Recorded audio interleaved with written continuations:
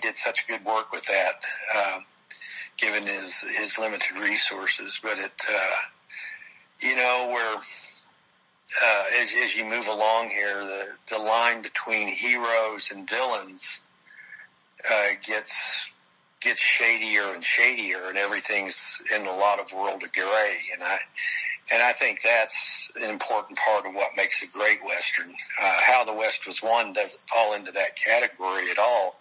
And that's why you could call it a comical film, because it's almost like a lot of the concepts are back to the old stereotypes of the West. But at the same time it was being made, you had Sergio Leone in Italy starting to work on the film released in the United States as The Fistful of Dollars. And that one and the two other Clint Eastwood films that followed it, A Few Dollars More and The Good, the Bad, and the Ugly,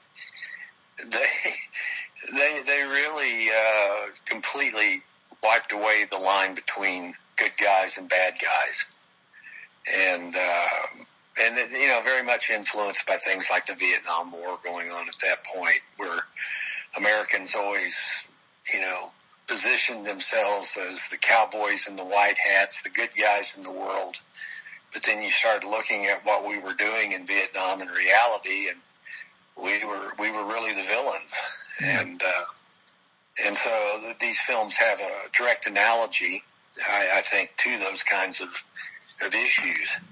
So I think the interesting Westerns are those that challenge the Western stereotype that really came out of the silent films of the 1910s, and then really look at the psychology of these characters and what we can make of them. Those three Leone films were they were very funny in a lot of ways, but they're pretty dark. And they're very violent. And they show the West as it was in many ways. People were wearing these. Most of the people in the West were like this. They wore really crappy clothes, and they were dirty, and there was mud in the streets. And, when people were shot, it was a bloody, ugly thing. And Leone captured a lot of that stuff. And, Van Peckinpah said that, something like The Wild Bunch, he listed the first Leone film as one of the influences on it. And, people had flies crawling on their faces, and you saw horse shit in the streets and all of those things. So it was very real. And that's, for my money, that's the stuff that makes the Western interesting. And then you get into the stuff, like Larry was doing, with those novels, and then in the film renditions of them. But you look at Lonesome Dove, the big one. He was always amused that so many people became such huge fans of that picture and lived and died for the characters portrayed by Tommy Lee Jones and Robert Duvall. When he set out in the book, he wanted to show these guys as being coarse, non-heroic figures who were conflicted and certainly did things that don't hold up well. I mean, Duvall's character, they lynch a guy in the course of that. These are things that are troubling to think about. Anyway, Larry thought it was interesting that film became so successful, and the book was so successful, and so many people romanticized what he was trying to do with it.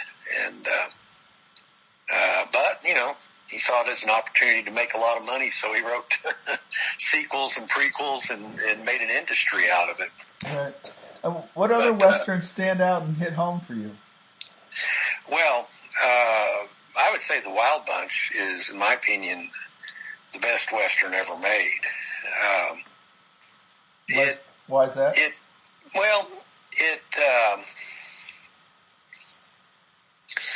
it is morally ambiguous, and I think anything that's going to deal with the West has to be morally ambiguous, because this is a morally ambiguous place and always has been, in spite of romanticized notions that it was something else.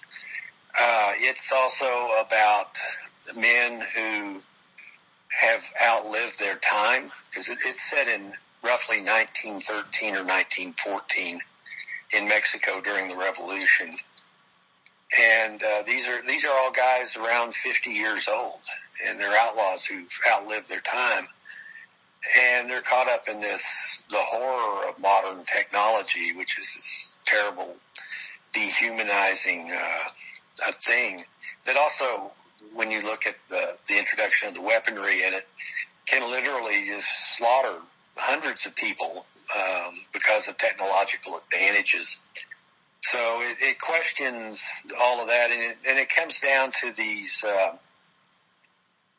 one core truth that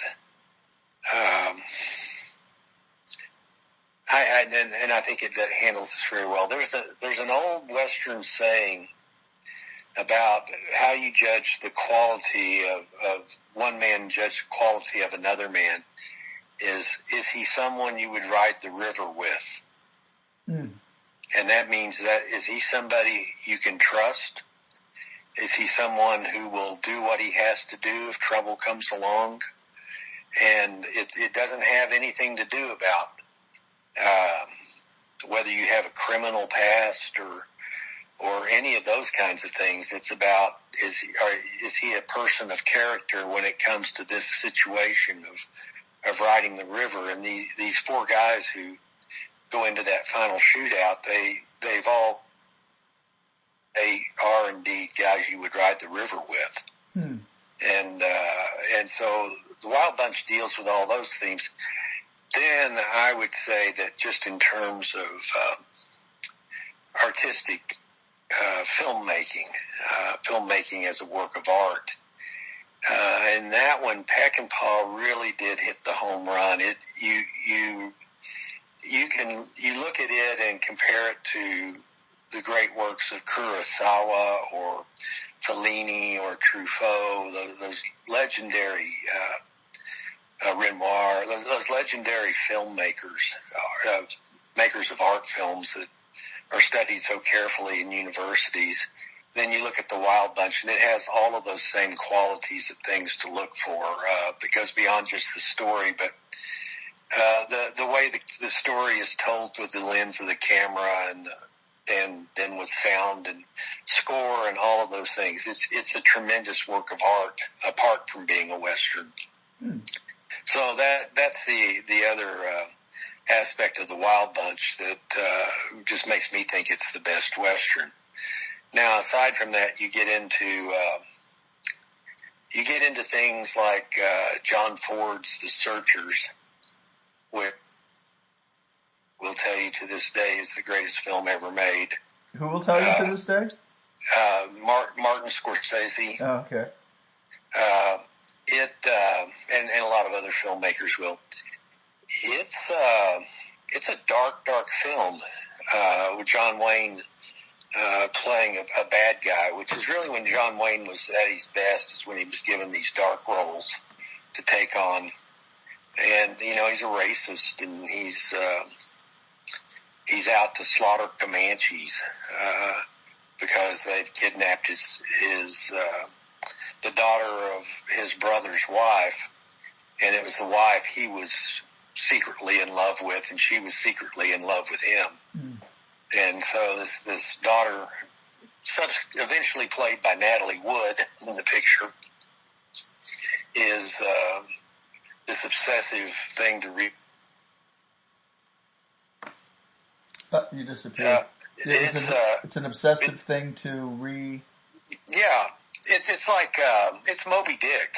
I mean, it's a Moby Dick story, just like Ahab's after the white whale. Well, John Wayne's after this Comanche chief who led the raid that resulted in the murder of a big chunk of his family, including this woman he loved. and the abduction of the daughter. And it turned